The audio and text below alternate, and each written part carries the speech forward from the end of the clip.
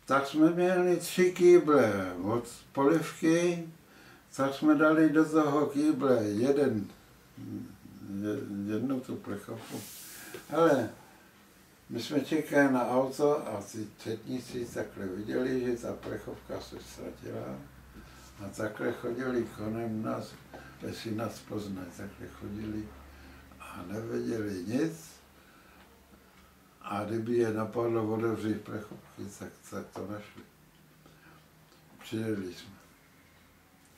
Vzali jsme to k nám do vozu, kolegu z vozu. V čtvrtku jsme měli kuchyni a 3/4 na spaní. Tak tam byla stolička, tak se to tam postavilo a že se rozdělíme. Ale jak jsme tě moci spali, přišel nálet a my jsme tam měli jenom ten se tolik bál. Chyt za tu stoličku, zvrch tu plechovku s tím medem. Hotovo. Já jsem to takhle sbíral po té špíně, po pořadě. Bylo po medu. Alebo šli jsme přes les a tam byly všaké krumpy po těch letadlech. A oni měli také dlouhý závaží a nahoře měli takový strojek a jsem měl vrtulku a jak se sečela vrtulka, tak píchla do zapalníka a ta bouchla ta bomba. Tak ona byla, ten motor byl uražený a leželo to, přišli žál to hodil do papíru, kopři, do tašky. Ale po večeři jsem to rozebíral z ústru. Měl jsem klíč a to. No, člověče, z toho se začalo kouřit. A říkám, kluci, bacha, pozor. Začalo to kouřit, žulit, plamen. Já do toho bouch, lítal tam na dveře, dveře začaly hořet. No, to bylo fosfor. Byl tam fosfor. A jsme to umlatili a oni mě nadávali, furt něco reptám, něco musím furt montovat. A já jsem taky furt montoval, já měl furt co dělat. A nebo jsme těšili přes hlavní město. Ležela no, soška porcelánová svatá, ležela na tom zbořeném paneláku, na ty zboření a byla silnice okolo. Trošku Helko, my tam máme kolegu pobožního, já mu tu sošku přinesu, tak jsem mě přines. No, nějaké šále bez smolnice. A pamele tam byl vyklněk vozu, my jsme spali nad sebou. Já jsem říkal, hele, Pendo, tady je, on byl takový vyplašený, nález, on se tady byl. Já jsem říkal, hele, tady ten soška bude v tom schovaná a každý den ráno, když půjdeme do práce, tak se pomodlíme. Jo, no, my jsme tě přišli z práce, zbombardovaný Baucok, okna venku, soška byla ohrožená.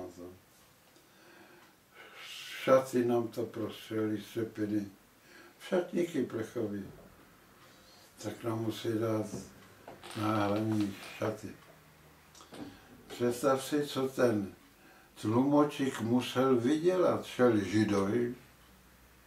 My jsme měli poukazy postupně, jsme šli tomu Židovi, on nám to pasoval, to oblečení, ale my jsme si brali sváteční oblečení, ne modráky. Všechny sváteční. Co ten tlumočík musel na tom Židovi vydělat? Pocházel z Koštic, měl kapelu tenkrát nějakou potom po převratě.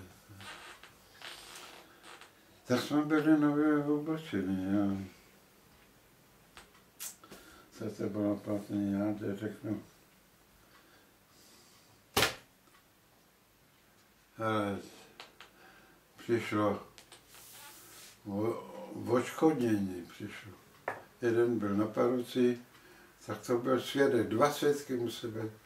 Hele, já povedám na tátu, tady jsem byl v Lounech. Tenkrát si koupil auto nový. A on mě chtěl svít na hřbitov. A jak jsem se nemohl nohu vohnout, jsem mu odřel ten lak u toho pantu u dveří. Pak už mě vůbec nevozil. Ale on byl jako vedoucí depa a tenkrát jako dobrý soudruh dal do sajklu to depo, ale žádný nesměl Rusáci vozit transport než ruda. Jako ryzí soudruh, strojvedoucí. To bylo. A já jsem byl tenkrát tak špatně na tom, moc špatně. A já chtěl toho svědka. Ten byl v Teplicích, už tam byli jako výpravčí vlaku. Druhý svědek. Chtěl jsem na rodu, aby mi tam mohl. No ale tenkrát mě dal ty doklady Martin, kdybych já býval na Martina, vzpomněl. Jo, ani jsem nevěděl, co s ním je. Že jsem neměl ten druhý svědka, všechny dostali 23 000. To propadlo. 23 000. Mohli je mít, Ruda mohli je mít, abych je nepostupoval. Můžete nám ještě říct něco o tom, jak se stěhovali ty Němci do Německa? Cože? O těch Němcích, jak se stěhovali zpátky do Německa, jestli nám něco můžete říct. Jak myslíš? No, jak tady byli v Sudetách Němci, No. tak jak se stěhovali, to probíhalo, jestli nevíte náhodou. Ty se nedostali zpátky. Ti, co byli vysídleni, tak nemohli zpátky. No ale jak se vysídlili zpátky? Pryč. Jak je vysídlili? No, pryč. Hele, to tě šli transporty vlaků No. a každý měl rozkaz vysídlit. Jo. A byla taková komise, která hnedky to sledovala, tam byli nějaký dozorci vojenský přitom. Vysídlili Němci, odezdali klíče, ty klíče se odezdaly naší komisi a ta komise šla čísla těch domů, kdo si podal, že chce ten byt, co jsme tam přijeli, ta komise hned druhý den to sepsala a dala mu druhý den dekret a klíče a mohl se tam stěhovat po nich.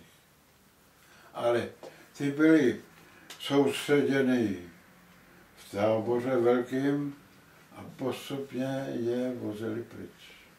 A co někteří... Celý rodiny. A co se stalo těm, kteří nechtěli opustit ty byty? Co? Co se stalo těm, kteří nechtěli opustit ty byty? To museli. Museli. Co? Hele, to byl rozkaz, to území museli vyklidit. Bez rozdílu. Jedině, když někdo byl antifašista mezi Němcami, toho nechali. Toho nevysílili. Já jsem si tenkrát dal na ten jeden domek, že by se mi líbil a druhý den jsme šli a tam byl ten dům je antifašistí, ten nemá. Ale to šlo všechno. A v dopravách tam to řídili vojáci, tam to všechno. Ale naše lidi nemohli je hned vysídlit všechny postupně. Tam tě šel chlap, měl vypletený našeho jak pan lva nebo co, já nevím, co tam měl, vypletený jako dozorce, že ty Němci 9 hodin nesmí žádný být venku.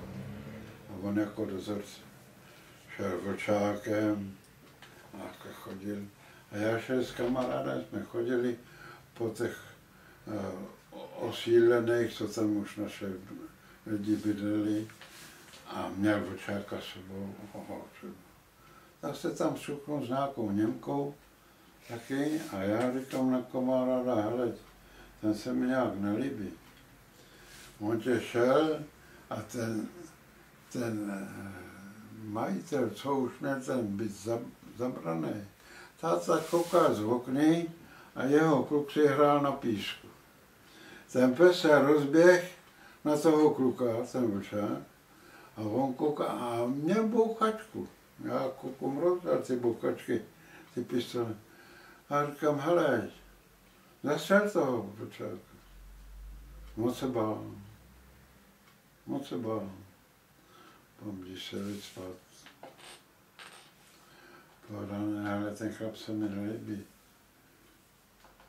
Šel na úřady. No to bylo nějaké poznání. Ale neviděl jsem taky, co v něm je. A druhý den byl pryč, ten chlap. Sebrali ho. No byly naše vyžitkové, ale my jsme přišli do Děčína, tam byl veliký hotel zabraný. To už zabrali Pražáci zase, ty herci naše. Už zabrané. Člověče, my jsme nebyli moc zvlášť oblečení, šli jsme tam hrávali, taková bezvaná hudba. No, tak to měli ty manželky, tak jsme tam s nimi tancovali. Bezvaný to bylo, ale bouchli takhle na čas se zavírá. Ale to už byla naše elita, kde už měli ty lepší hotely zabrané z Prahy. No tam, no, to, ale naše lidi jsou nedobrý, já nevím. Kdyby byli posví, ale oni si kradli nábytek v noci, si ho přenášeli, kde byl lepší barák, ani nebyl pořádně. Moc si ho někdo zabral a druhý den odevřel klíče, že ho nechce. A vykradený. To se nedělalo. On byl naše experti takový. Ale, já ti řeknu, já nevím, já jsem tam dělal, u posunu jsem tam dělal a všechno jsem ty vozy na váhu, vyčíslený čísla, zase to nějaké sepisoval do těch čísla vozu, všechno, které už je vyrobený ven, celý transport, vždycky přes váhu jsem vážil, zapnul, lístky jsem tam vždycky vycvák, odezdal. No a tam byl dobrý mistr a on mě věřil, tak mě vždycky pošel domů na sobotu, neděli. Jsem měl volno a furt jsem měl nějaké problémy. Já jsem tam obsluhoval tu druhou šibinu, tam taky vozy přehandlovali a co já jsem pracoval, ale pracoval jsem tady u Pozemáku. Já jsem tam byl přímo ke Koštěti. A celý barán šli od brány až ke kotelně 6 patráky podle silnice, to byla moje práce. Každý pokoj, každý cimrový škrabat, musím škrabáčem a za nic. A přitom jsem obsluhoval ty velké výtahy. A žádný mi to neporučil. Já měl čas, tak jsem jim pomáhal. to bylo parec, každý truhláři, zámečnice. Neznali. Každý barský dělník měl k sobě ten háček ty vole. Ty vole, dej pokoj, ty vole, pojď se mnou. To oni, ale byli mazaný, hele. Radí pivo, ale nekamarádili se se mnou. Protože jsem měl německý jméno. Všem jsem pomáhal. My jsme taky sklep celý jsme stříkali. Já jsem učil dělat střechy, sklepy. Já měl hotovo dopředu. A co když jsem měl čisté, já jsem řekl na parťáka připravte lino, aby mi tam žádnej nenasvinil. Nepustil jsem tam žádný. No ale ty linaři byli o 2 dní dřív hotoví. A ten mistr se tomu divil. Jak co? No jo, dříve tam špatně to ženský vyčistili, řekli, pojďte to tady vyškrabat, tohle tam mám, tady. To u mě neexistovalo. Musel být. Protože byli, my se koukám, co byli dřív hotoví. O 2 dní dřív, celý panel. Protože jsme tam měli v pořádku připravený. Dolinařům to samý. Pak jim to šlo na rozum. No a hele, 4 parťáci, samý pivo. Falešný, protože jsem měl to jméno takový. Změnil, hele, to těšil taky stavitel, mě gegeronku bílou. A najednou já vyhazoval uhlákem to smetí z okny. A v tom tě tam za rohem vyšvek se stavitel v gegeronce, když já už to hodil na něj. Ono tě na něj. Takhle se zatřepal, že se převlíkl. Já jsem řekl, pane staviteli, v zápalu práce já jsem se nevšiml. To nic. Přišel nový stavitel, měl porady práce, ale potřeba mě betonovat, já šel betonovat, co kdo potřeboval.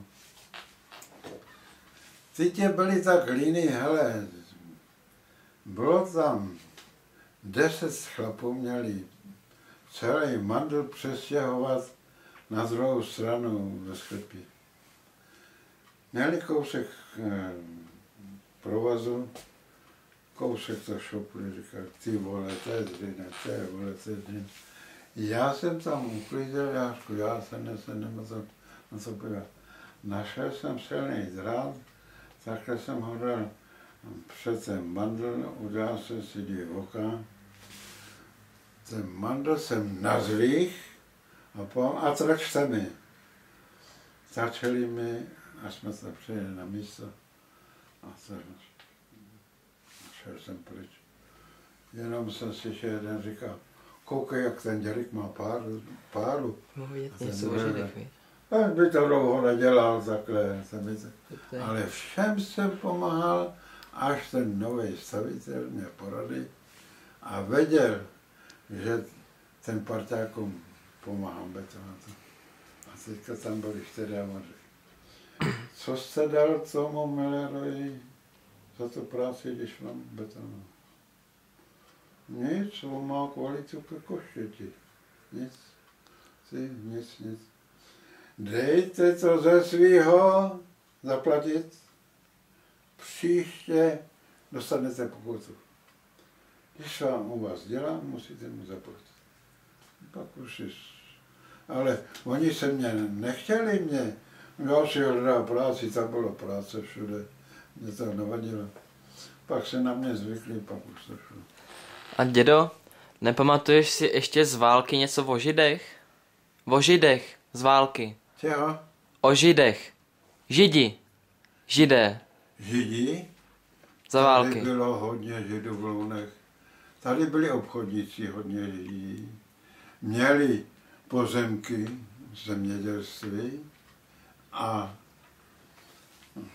to, o tom jenom hovořili o tom.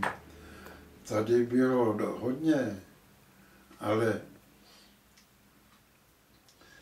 co tě budu říkat? Oni si Němci zaměřili na ty Židi, tenkrát. Co ještě jsem byl v Německu, tam byli plakáty Žid, plakáty a ten můj kolega se nechal tenkrát zarůst na rok, měl těch kabek zarostlý takhle a oni tam bylo napsáno Jude, Jude, Jude, Žid, Jude. A já říkám, hele, plakáty jsou Židi, ty máš ten kebek, aby tě nesebrali, podívej se. On mě závazek rok, že se nebude holit, taky se nestěl až po roce. Za nějakou srázku tenkrát mě. No tak ty Židi tady se soustředili, ale tady měli rodiny ty Židi, tady bylo hodně. A také, no ale oni tady mají hřbitov, lounský hřbitov, židovský. Je to u kostelíku tam, někde u ty kotelny, tam jak jsou ty panáky, tam je hřbitov židovský. Ale oni tenkrát je vysídlovali, ale já ti budu říkat naše, když museli, oni snad je chtěli upalovat, nebo co bylo, ale oni s tou organizací nevěděli, co s nima je. Tady byli obchodníci, měli rodiny, zemědělství, tady měli statky a to. Jak jsou se něco kecali tenkrát, že je souseli u postolu pro nějaký rokli tam, že je oddělávali ty Židi. Ale některý lidi si dávali drahé věci našim lidem schovat. No a ty lidi si to nechali. Tak bylo taky hodně. Co naše lidi po nich měli schované věci. Ale teď ve světě se ozývají Židi, tam je nějaký stát židovský a chtějí svoje práva. A oni je chtějí a nemůžou. Budou pravoplatní ty Židi. Nějaký farář je nechtěl uznat jako Židi. Zrovna tak, hele, jako teď se stalo, včera hlásili, cizina dala příkaz, aby naše jednali tady s cikánama. Tenkrát ujížděli do ciziny a tady prodávali baráky a to. No, oni mysleli, že tam je předělají, oni ne, tak je šupem poslali zpátky. Ale ta cizí organizace, včera o tom hlásili, cizí organizace dává příkaz naší vládě, aby byl na pomoc na ty školy a na to všechno, že jim dávají podporu. Cizina. Cikán. Ale oni mají svého vedoucího, nemyslí si. Ty Janov, jak tam udělali, to se všechno je zničený. To bylo sfotografované, o tom už mluvili hodně. Teďko mají zásobkyni ženskou, ty janovské cikány, a ona je dává dohromady, jo, taky dělali průvod po Solprtech minulý týden a ta je dává dohromady v tom mostě všechno, že, ale oni mají, ale študáci cikáni máme, vyštudovaný kluci, dobrý kluci, vyštudovaný cikáni. A oni mají svoji kapelu, všechno mají tady u nás, ale na Ostravsku museli stavit proti nim zeď, oni pokřikovali, když šli kolem baráku našim lidi, tak tam poslali proti ním, že tam je to nějaký, nemůžou s nima nic svést, ale tady je zastupen nějaká ženská, ta řekla, že ještě, ale oni mají svýho vedoucího. Ale já bez tenici jsem dostal políčko od rodičů a měli jsme tam brambory a oni měli jezdácí pole vedle a měli tam taky brambory, ty cikáni. A oni mě brali ty brambory tam. A já jsem říkal, tak to takhle nepůjde. Člověče a podobně. Já se říkám, pasem. Hele, to si mě vytrh ráno, teď já to říkám každý den. Jane, co kecáš? Hele, jak tě to uvidím, já tě přerazím půl. Co? Jo. Člověče, přijel zástupce jejich autem na mě. Tohle tak mi zaplatí. Proč mi to kradou, když tam nemají v jezere brambory svoje?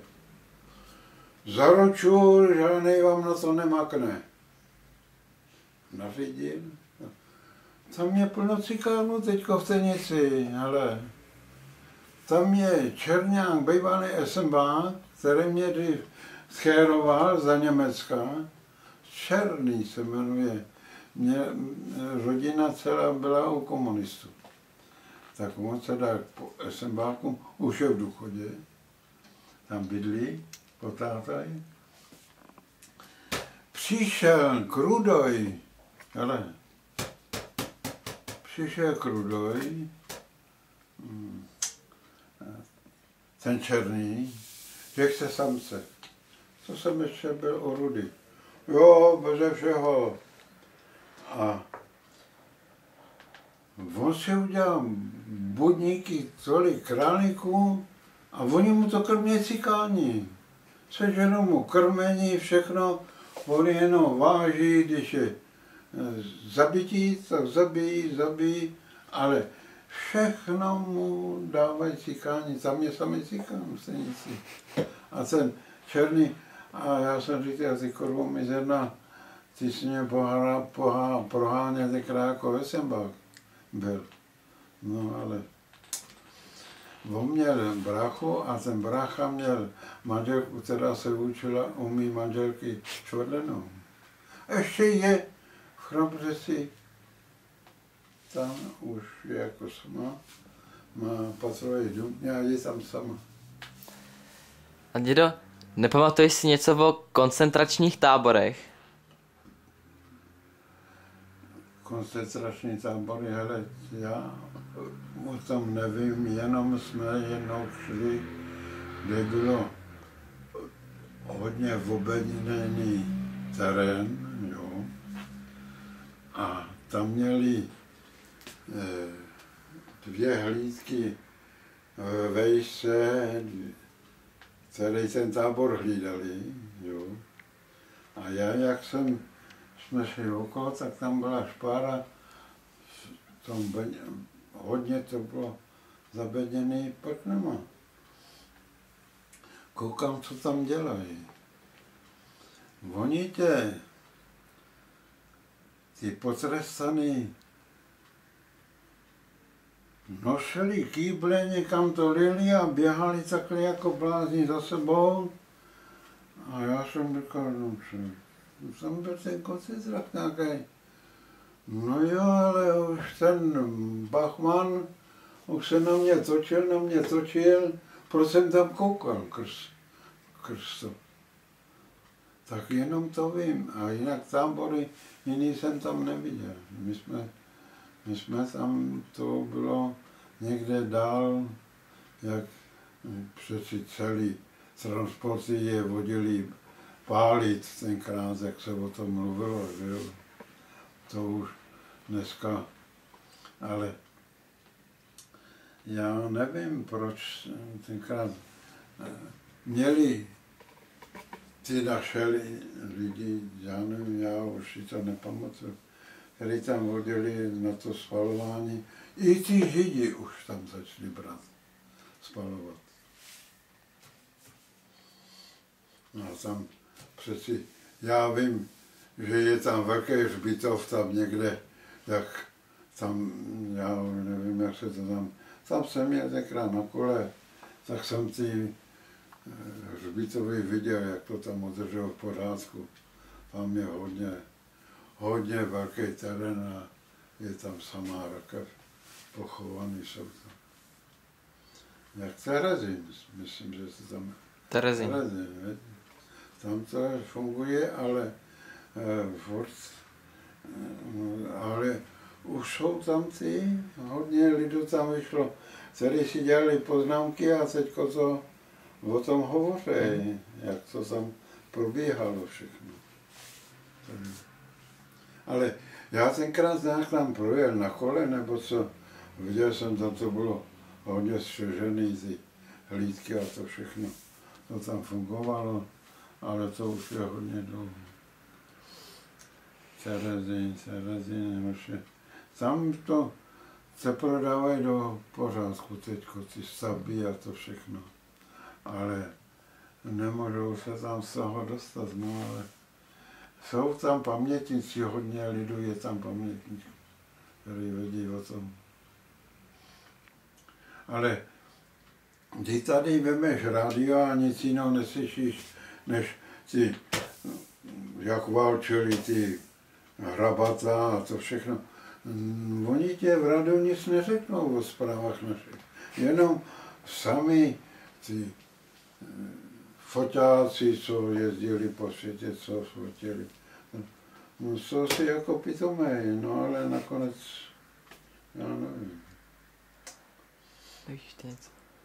Nic právě tě neřekne naše vlády.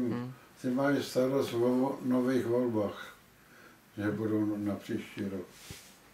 A tak se nic nedovíš. Ještě můžu. Byl jste tady u toho, když ty Židy odstěhovali z Loun? Co? Jestli jste byl u toho, když Židy odstěhovali z Loun? Z Loun? Z Loun, když ty Židy stěhovali pryč do těch koncentračních táborů. Jestli jste byl u toho?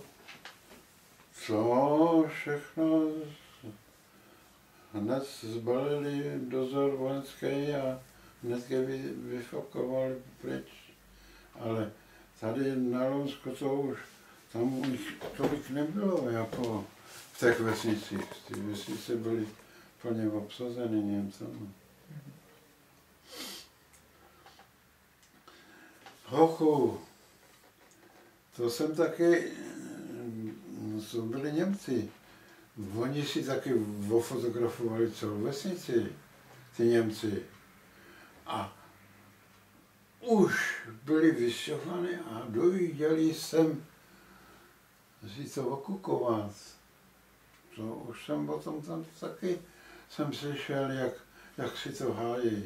Jenže oni říkají, že už ti starý vymřeli a že o ty mladí nemají zájem. To jsou Němci. A ještě nevíme, jestli ty dekrety nezruší. Ale jak je zruší, ty naše pole, jak leží ladem, co se dožijete? Sem jedou cizí traktory, které dělá 3 práce najednou.